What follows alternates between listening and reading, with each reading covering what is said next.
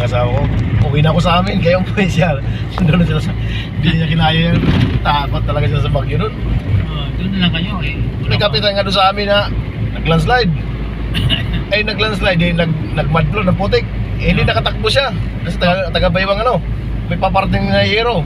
Patay na. Hati ang katawan. Aroy. Oo, yun lang ang kinamatay niya. Yero. Oo, dahil sa bagyo, tapos nagka-landslide. Ganun lang kasimple. Yan sa mahirap yung malakas yung Kaya hangin. takot yung asawa ko, ayaw ko dito, biwin ako sa amin. Saka mahirap ang buhay doon sa amin kasi nga, hirap ng isda, yung ulam. Oo. Eh sa lugar ng asawa ko, tulong-tulong ka lang maghila ng lambat, meron ka lang 1 kilong isda sa riwa. No? Oo. Mawil ka na, ayos na.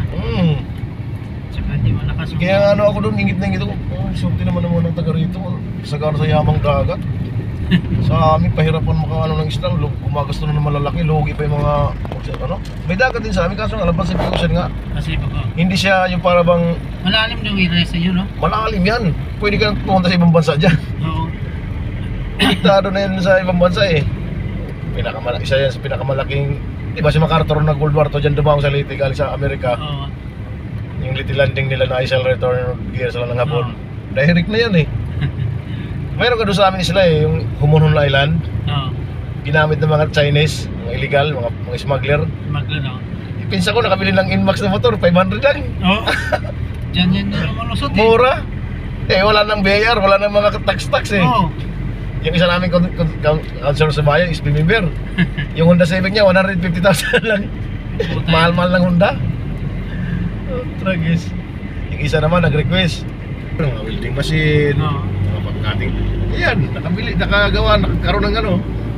Pero nung mga speedboat na malalaki, Ano siya, oh. panghabol. Kasi sila, pag hinabol sila ng bangka, hindi sila maabutan eh. Habang papataka sila, papalayo sila sa Pilipinas, papunta na sila sa ano, ilog yung Pilipino. Oo. Pag lumampas ka sa border, huli ka naman nila. Sabi na, trespassing ka rin. Natigil yun, nung nagbigay sa email ng mga ano eh, mga pang-gear na speedboat na malalaki eh. Ay, parang yatin laki. Oo.